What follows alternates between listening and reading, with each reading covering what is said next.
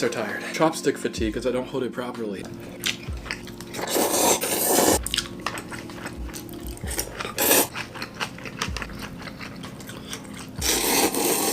So ice cubes in here.